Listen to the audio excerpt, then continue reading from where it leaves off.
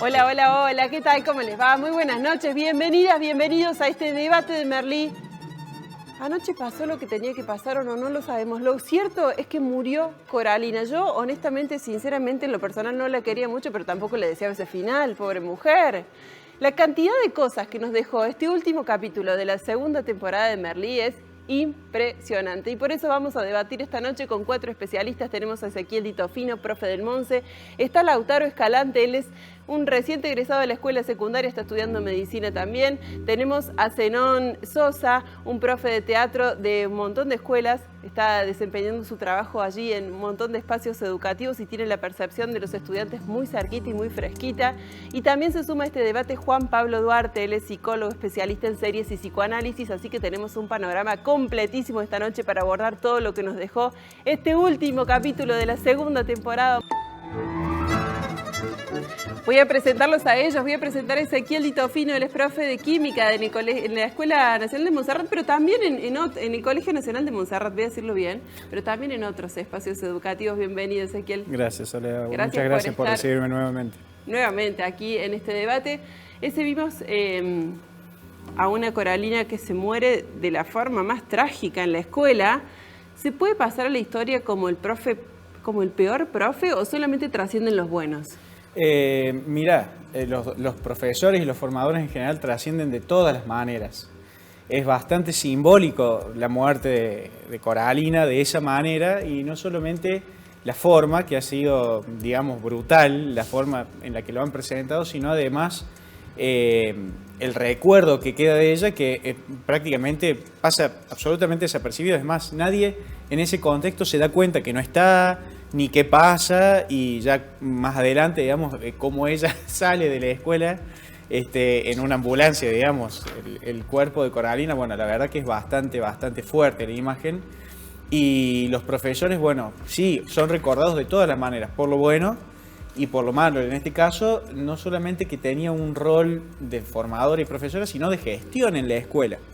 Entonces pasa al olvido rápidamente porque no se caracteriza por haber generado armonía y propuestas de avance entre los colegas, sino generar discordia y desencuentro entre quienes participan de la vida de la escuela. Juan Pablo Duarte, psicólogo, especialista en series y psicoanálisis. ¿Cómo estás? Gracias por sumarte. No, gracias por la invitación, Sole. Es un gusto estar de nuevo acá. Vimos anoche que Pau Vilaseca es el único que se anima a cantarle las 40 a Coralina, ¿no? El único que le dice, sos tal y cual cosa, que nadie se anima, ninguno de los docentes de sus compañeros se anima. ¿Qué pasa? ¿Qué opera? Te lo pregunto como psicólogo. ¿Qué opera en la psiquis de un adulto que vamos perdiendo esa transparencia o esa capacidad para decir lo que nos molesta?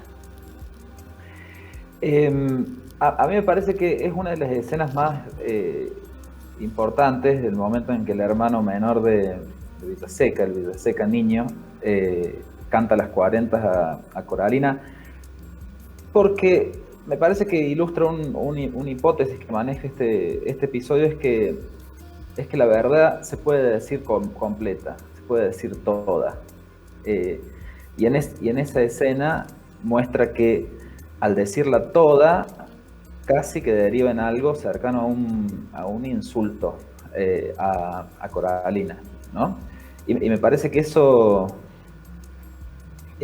es algo que también Merlí comparte. Él también piensa que la verdad absoluta está un poquito más allá de las normas, un poquito más allá de los límites. En ese momento, por eso lo abraza a este chico cuando él dice todas esas cosas. Pero me parece que no sé si es una virtud decir toda la verdad. Me parece que para poder decir algo del orden de la verdad es necesario construir una manera de decir que permita hacer pasar eso, y eso siempre pasa a medias, nunca pasa completo, nunca puede pasar completo. La aspiración a que pase completo me parece que deriva en el enfrentamiento con el otro o en el rechazo directo al otro, digamos. Uh-huh. Lo voy a presentar a Lautaro Escalante. ¿Cómo estás, Lautaro? ¿Qué tal? Buenas tardes. Hace poquito que terminaste el cole, estás en el primer año de la universidad y te quiero preguntar justamente en tu condición de casi adolescente, podríamos decir. Vimos anoche un capítulo donde hay una fiesta donde hay consumo de algunos afrodisíacos, pero también vemos a un Paul que está desesperado, vemos a un Paul que está en las últimas. Ese contraste, ¿no?, entre la euforia y lo terrible que le está pasando a él, ¿es un contraste habitual en los adolescentes? ¿Van de extremo a extremo? Generalmente, digamos, suele suceder de que, claro, es decir, está lo que es la noche, lo que es las emociones de cada uno y las distintas cosas que nos van atravesando.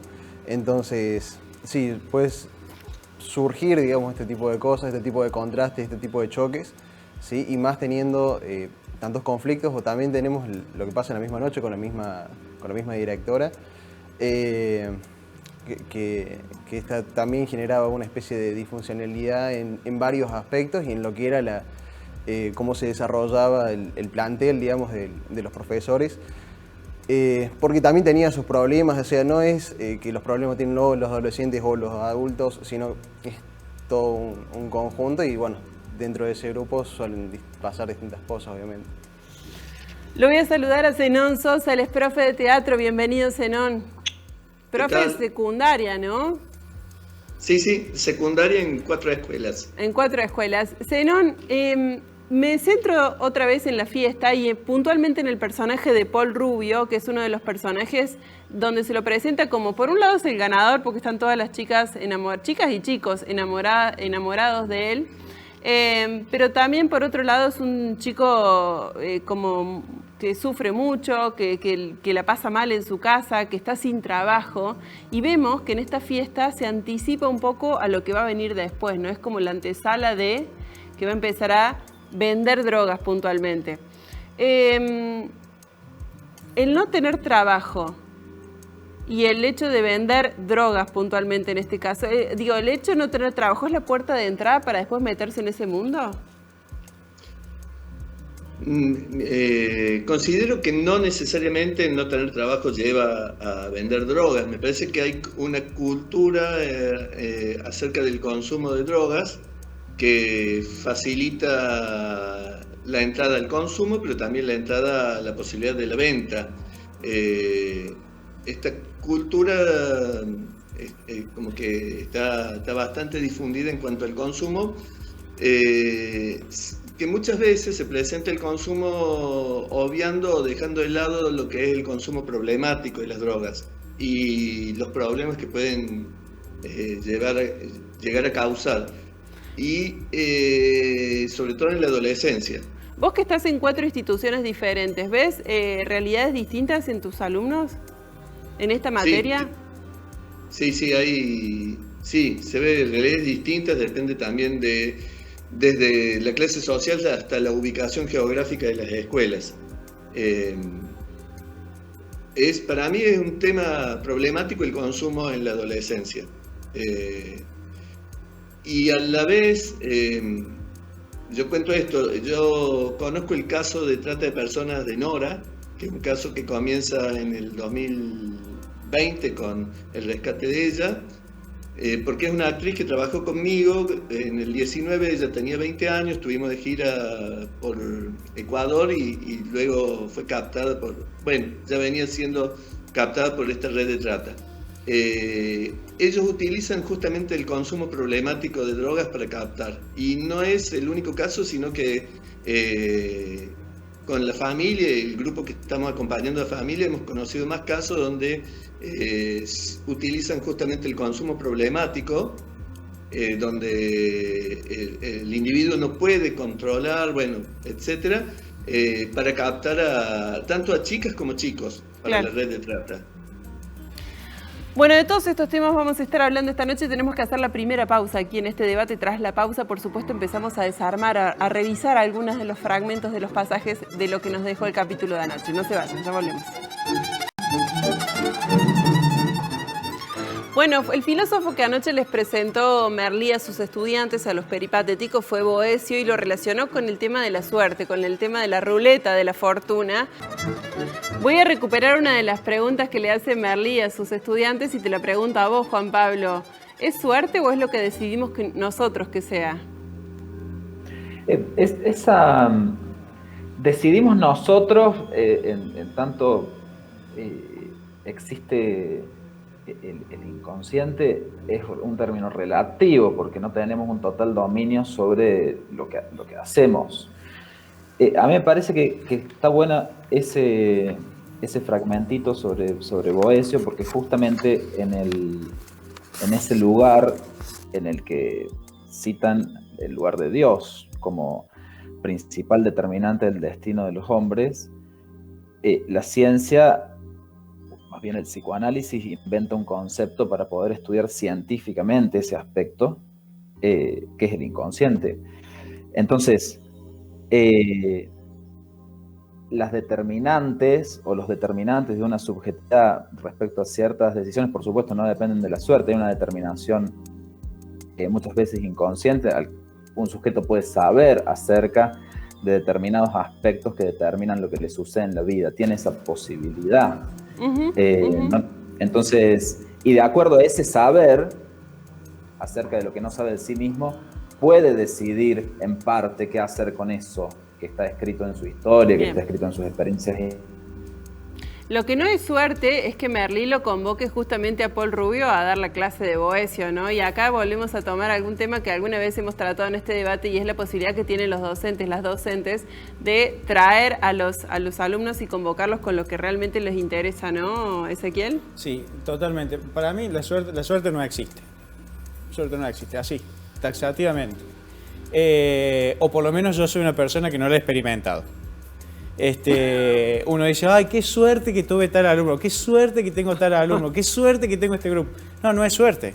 Es un conjunto de circunstancias que uno va armando, creando y recreando, porque en algunas circunstancias, y si citamos a Boecio, esa suerte o esa buena suerte no dura para siempre, o en las aulas dura bastante poco.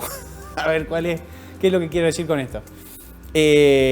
Digamos, si el grupo es bueno o no, depende la articulación y la construcción conjunta que se va armando entre las posibilidades que brinda el profe y las que los mismos estudiantes van generando, ¿sí? Si se da armónicamente y todo se da en función a lo que uno espera que se dé, es fantástico, es una suerte. Bien, bien. Zenón, lo vimos anoche a Merlí haciéndolo actuar, te convoco como actor en este caso, haciéndolo actuar de profesor de filosofía y poniéndolo en un rol que después a él le va a quedar muy cómodo, ¿no? ¿Cuántas veces hay que hacer actuar a tus estudiantes para que descubran realmente lo que los convoca, lo que los sensibiliza? Bueno, yo doy teatro, así que trato de que actúen. Por ahí me parece que tanto para los docentes como para estudiantes es un camino de descubrimiento de qué es lo que nos convoca. Todo el tiempo estar buscando cómo construir el conocimiento a partir de lo que nos convoca. Por eso, por ejemplo, en muchas escuelas privadas ahora se está utilizando unas pantallas donde uno trae un video y lo proyecta ahí. Y se está olvidando el viejo pizarrón. Para mí el viejo pizarrón es muy útil. ¿Por qué? Porque el viejo pizarrón es el que nos permite ir y venir y ir cambiando el proceso de aprendizaje de acuerdo a lo que los estudiantes van reaccionando. Que es totalmente distinto a lo que a lo que promueve Coralina. Coralina tiene como ya una idea previa de qué es lo que quiere y por eso destruye el dibujo, la pintura alegórica que habían hecho para Navidad los más chiquitos, ¿no? Bien, bien. Es cierto. Bueno, ya vamos a también tomar ese tema, ¿no? De lo mala, lo bruja que es Coralina, que no... Bueno, ya nos vamos a meter con eso, pero le quiero preguntar a Lautaro si fue importante en tu trayectoria como estudiante secundario que te hayan puesto en lugar de, en este caso a Paul Rubio lo ponen en lugar de profesional, de profesor de filosofía. ¿Qué tan importante hubiera sido en tu perspectiva poder actuar de médico, por ejemplo, que es lo que ahora estás estudiando, o de abogado, que digo...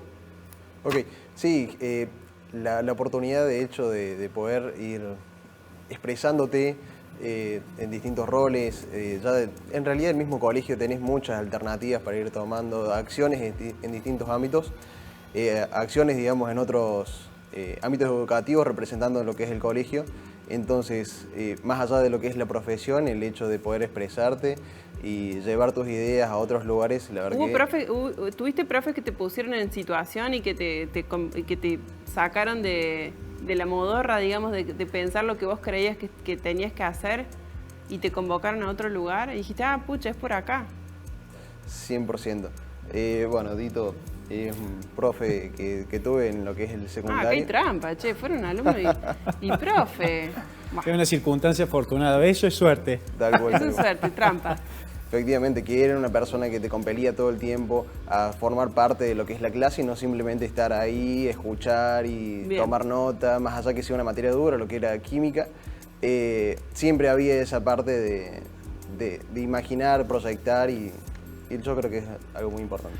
Bueno, volviendo al tema de Coralina y de lo bruja y mala que es, vimos que anoche Gloria, la profe de plástica, los invita a los más chicos de la escuela a hacer un mural o un afiche por la Navidad. Y claro, ellos lo escriben en catalán y ella es antiseparatista. Serón, ¿cuál es el límite para enseñar lo que está bien en tu perspectiva y lo que está mal, digamos? Porque acá claramente Coralina tiene una posición, ella no está en contra del separatismo de Cataluña en este caso, pero podríamos traer este ejemplo a lo que pasa aquí también en Argentina y que se ha debatido hace poco, ¿no? Sí, a ver... ¿Cómo hay que presentarle las cosas a los estudiantes, a los y a las estudiantes? Así bueno, como Coralina negando, digamos, directamente el catalán en este caso. Bueno, Coralina lo que hace es negar todo lo que ella no concibe. ¿Ah? Me parece que en ese sentido hay que ser abierto. A mí, yo tuve mi adolescencia durante la dictadura militar. Yo iba al Manuel Belgrano, entré en primer año del 75, egresé en octavo año en el 82. Y me recuerda mucho Coralina a esa época de la dictadura militar. Yo creo que, en cierta forma, yo cuando veía el programa la ubico como la España franquista. Y que, en cierta forma, la muerte de Coralina, que además es una muerte violenta, tiene que ver también con esto que todavía queda de la España franquista, bueno, ahí en España y en Cataluña. Ahora bien, me parece que hay que estar atento todo el tiempo a lo que los estudiantes proponen, sobre todo porque ellos, nuestros tiempos están cambiando mucho, la pandemia aceleró la cuestión de la adaptación y no se puede pensar el conocimiento sino en una cuestión de descubrir, no en algo previo que ya viene ya uno ya lo sabe a priori. Te pregunto, Dito, ¿hay alguna razón, alguna causa para arrancar el afiche? Digo, no hablando puntualmente de ese afiche, ¿arrancarías un afiche? No, de ninguna manera, es nefasto. La imagen esa de ella quitando el trabajo de algún estudiante, de cualquiera, es nefasto. Todos somos seres políticos, todos tomamos una postura, inclusive en nuestras prácticas educativas, ponemos en manifiesto quizás en más o en menos, directa o indirectamente, nuestra postura política o nuestro perfil de pensamiento, pero no nos tenemos que olvidar que eso tiene que quedar no totalmente expuesto o no forzar a los estudiantes a pensar como nosotros, sino que respetar ese perfil de pensamiento con más razón en esa construcción conjunta. Yo no puedo, aunque no esté de acuerdo y tenga mis razones, por algo el otro tiene también sus razones y hace lo que hace. Entonces es formar en conjunto. No puedo sobreponer mi postura por la de ningún otro, y menos en un acto tan nefasto como arrancar un trabajo. Eso es de lo peor. Si hay algo que sucede en ese marco, es que no enseña. Bien. A lo mejor la construcción hubiera sido distinta, digo, si ella hubiera presentado, bueno, se puede escribir de esta forma o se puede escribir de esta otra. Totalmente, y eso justamente en función de lo que vos mencionas, más allá de la política, más allá de su ideología, el acto centrado en arrancar el trabajo de un estudiante bien, mal y más, si tiene que ver con un pensamiento personal, lo hace todavía,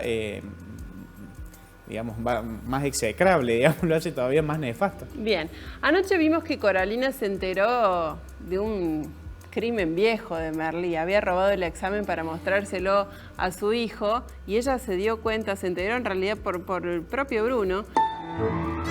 Juan Pablo, ¿prescriben los errores pasados o no? Evidentemente no, ¿no? Y menos en psicología. No, supongo, ahí hay una, recién hablábamos con Zenón, en realidad yo tenía una pregunta que era, siempre hay en Merlí un personaje que ocupa el rol de Coraline. En todas las temporadas tiene que haber un personaje de esas características. Primero fue Eugenie. En la anterior fue Eugenie, y decía, pero al final son iguales, hacen lo mismo, pero nada más que es Eugenie y Coraline. Y digo, ahora me doy cuenta, también escuchando, claro, Eugenie es un profe que goza imponiendo las normas. Que en la primera temporada su satisfacción pasa por la imposición de las normas. Pero Coraline es una profe que rechaza las diferencias y que impulsa el rechazo de las diferencias a los otros. Entonces, me parece que ahí hay un movimiento súper interesante en la serie, porque no solamente hay un cambio de personaje, sino que también hay un cambio de proceder. Ella hace que los demás se peleen y goza con que los demás entren en conflicto. Por eso le dice, a mí no me interesa sancionarte, pero sí le interesa hacerlo pelear con Eugenie. O sea, no le interesa la imposición de la norma, le interesa el enfrentamiento con su par.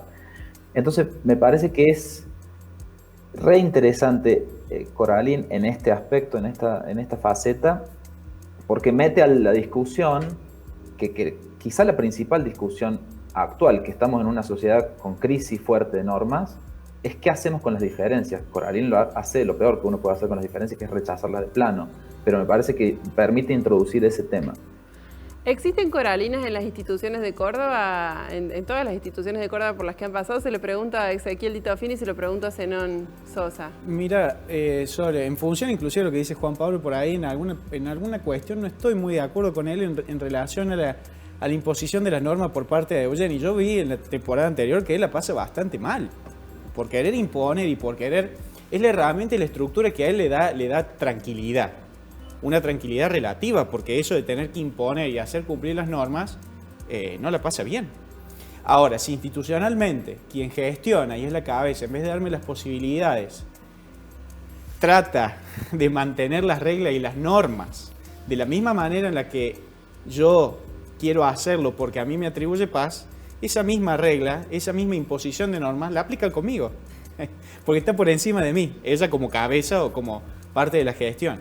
Entonces, la verdad que el ámbito se maneja de manera tensa. Y además, sí, de acuerdo, esta cuestión donde, más allá de las diferencias, o si es exprofeso o no, una discordia permanente que no le hace bien al ámbito educativo, no le hace bien a ningún ámbito, pero se nota más esta cuestión donde esta jerarquización, cuando se quiere llevar o se quiere poner en igual plano, una jerarquización de imposición sí, en una fábrica o en una escuela, no coincide, porque son perspectivas y formas de trabajar, si se quiere, absolutamente distintas. En una se genera o se fabrica un tornillo o un engranaje. Acá estamos formando personas y estamos construyendo conocimiento, así que con eso hay que tener mucho cuidado. Y los vínculos sociales y las perspectivas personales no se pueden poner en juego como en una línea de producción. ¿Existen coralinas, Zenón?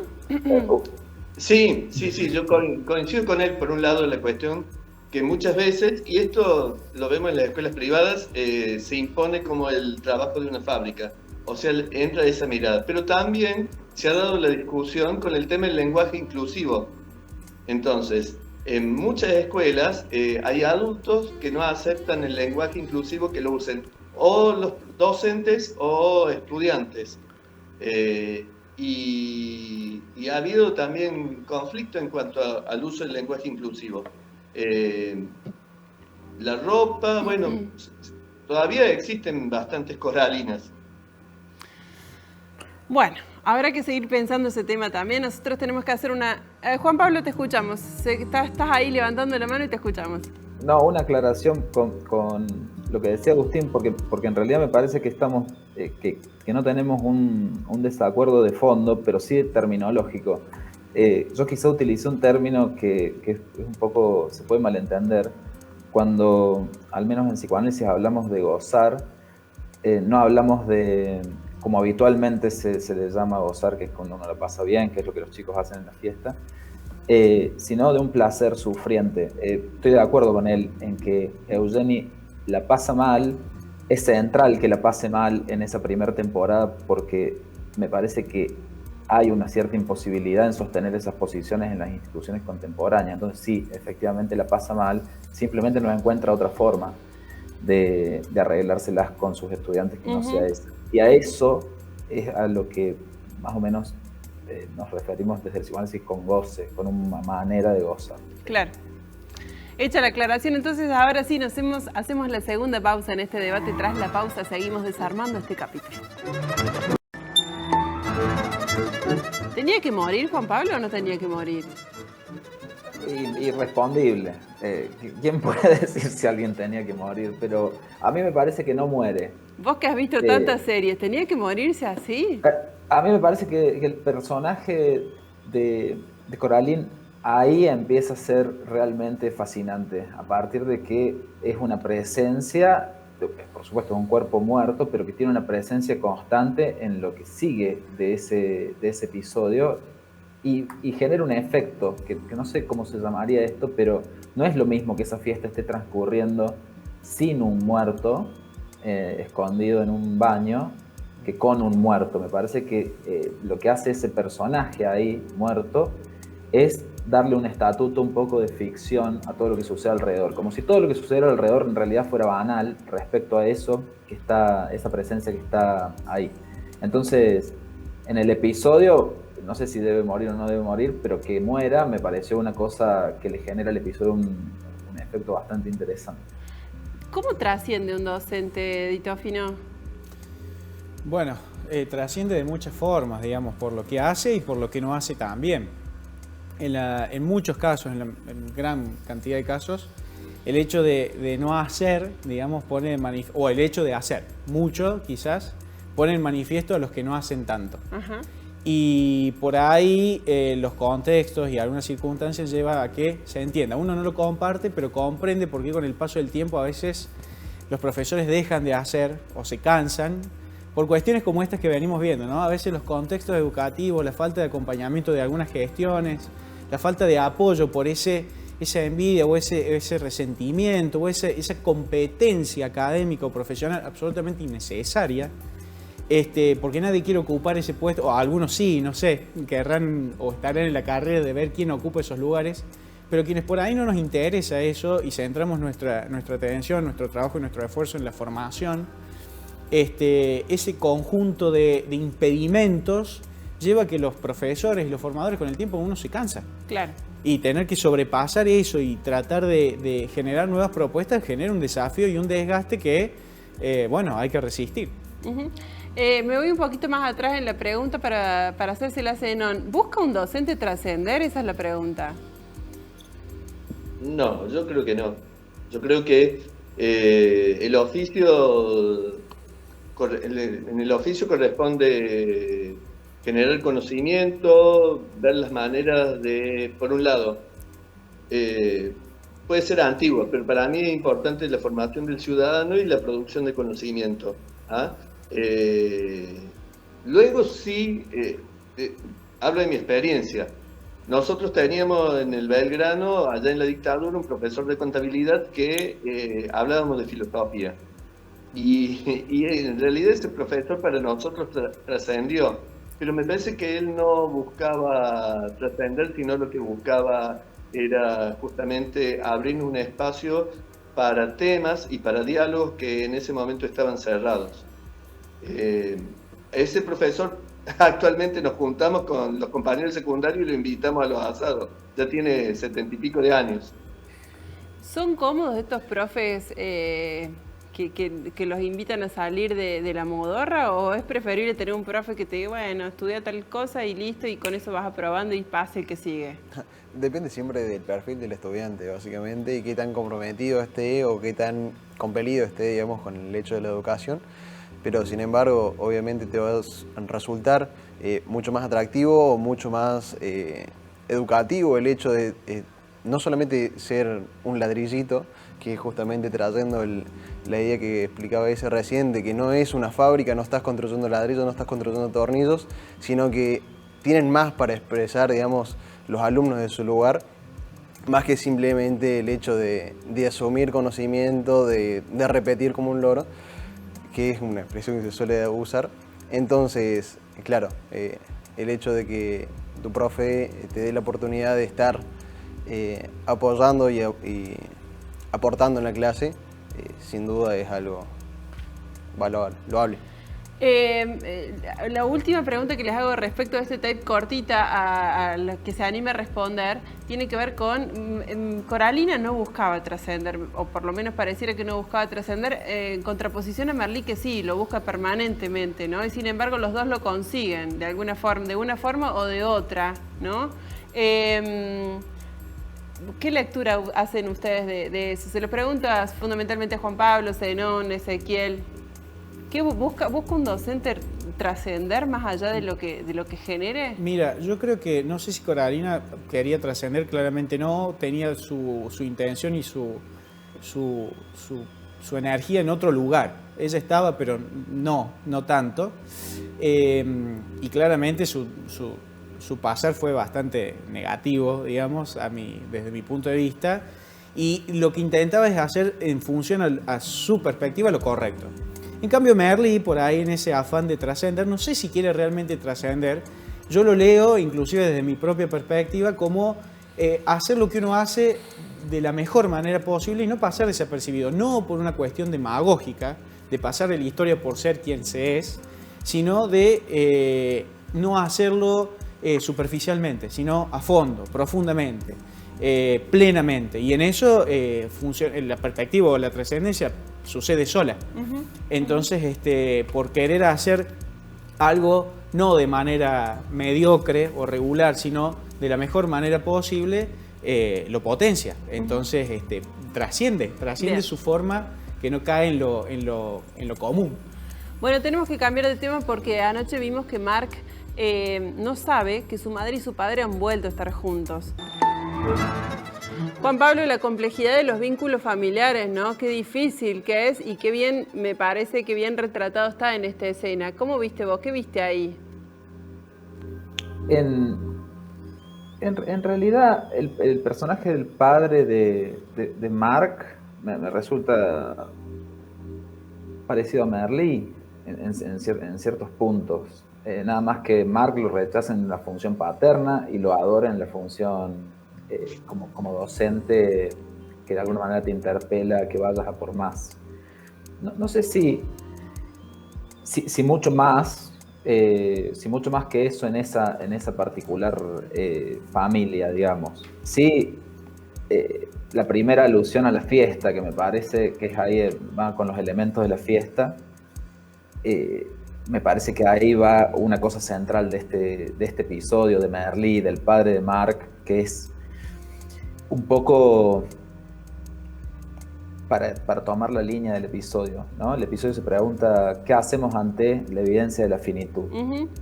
Y hay varios personajes que responden un poco por la vía, ante la evidencia de la finitud, vámonos de fiesta.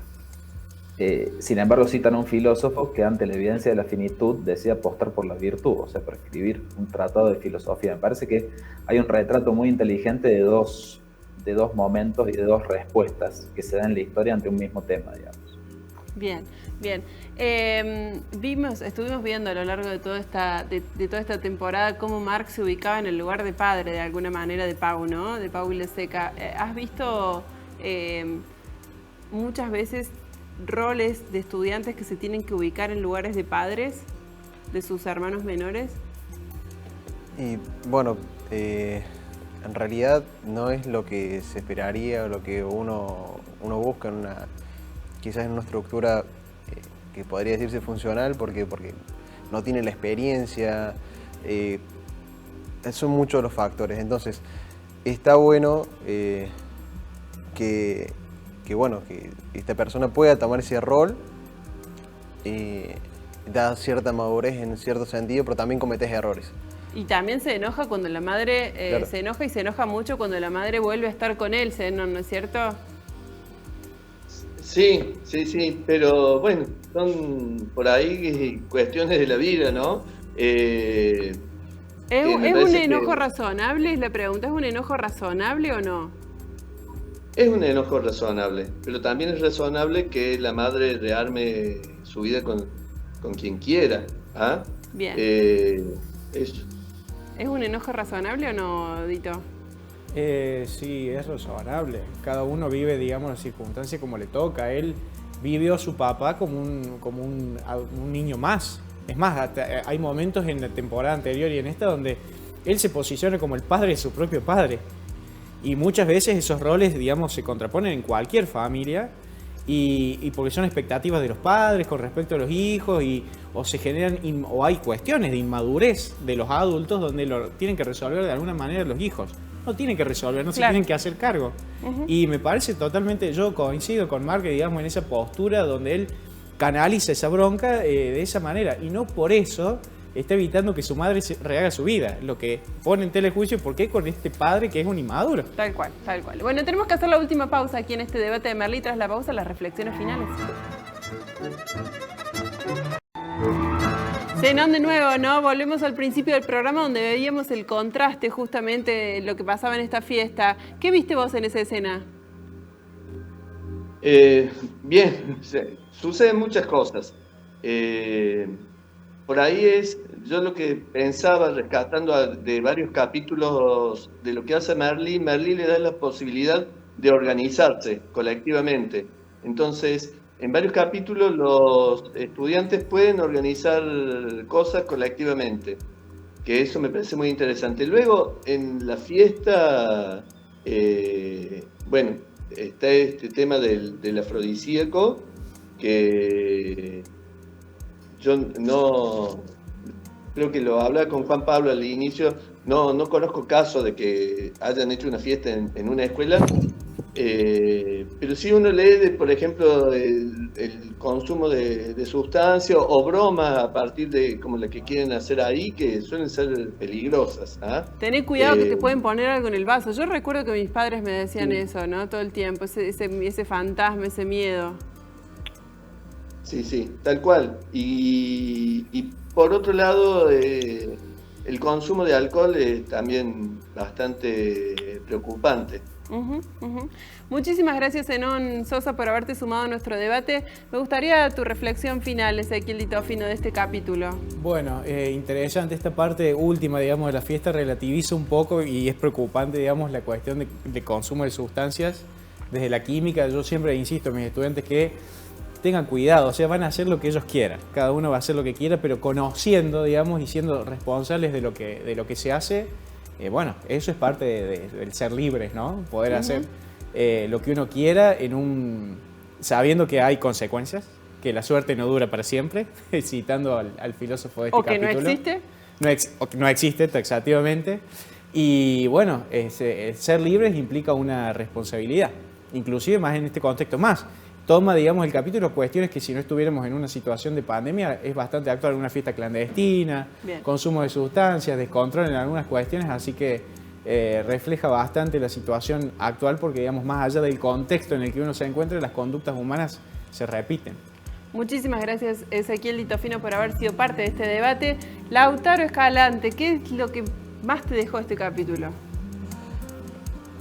Más la relación que tenía Coralina con su grupo de profesores, la forma en que los trataba, como yo creo que siempre tiene que haber un trato de cordialidad por quienes están al frente, digamos, de nuestros estudiantes, porque ese malestar que vos transmitís, quizás inconscientemente la otra persona también lo va a hacer con sus estudiantes y no puede desarrollar su rol de una manera adecuada. Entonces, bueno, el famoso espejo, ¿no? Efectivamente. Y se da, digamos, en el ámbito educativo, en el ámbito laboral, el que sea, siempre tiene que haber ese trato de cordialidad y entender, digamos, que hay que separar algunas cosas. Me encantó la reflexión, muchísimas gracias. Juan Pablo, me gustaría una reflexión tuya final de este capítulo. A mí me queda de este capítulo que es una pregunta que se formula y que también responde, que es ¿qué hace un sujeto con lo que está escrito? en su pasado, en eso que le llama su destino o su suerte, buena o mala. ¿Qué hace un sujeto con eso? Y esa pregunta situada en una época como la nuestra. ¿Qué ofrece la época como respuesta a esa pregunta? Y me parece que Merlí da esa respuesta. Una fiesta donde un poco nos volemos todos la cabeza durante un rato. Una fiesta que nos permita dejar de hacernos esa pregunta, al menos por unas horas, para que esa pregunta vuelva después. Entonces, me parece que por supuesto hay cosas mucho más interesantes para hacer con esa pregunta. Pero bueno, en este episodio ponen la fiesta en ese lugar. En este episodio esa es la respuesta. Después vamos a encontrar respuestas mucho más interesantes. Por ejemplo, Paul decide por la filosofía, otro decide por el arte y por el teatro, y todos deciden, un poco spoileando un poco lo que sigue, todos van a decidir qué hacer con lo que está escrito y qué hacer en parte con su destino a partir de las marcas singulares que tienen. Uh-huh. Pero en este episodio hay esta especie de atajo de tratar de olvidarse un rato de esa pregunta, de tratar de desresponsabilizarse por esa pregunta en esa situación de la fiesta, que parece que además fue muy divertido. Muchísimas gracias, Juan Pablo Duarte, por haberte sumado también a este debate. Así pasó esta segunda temporada de Merlí.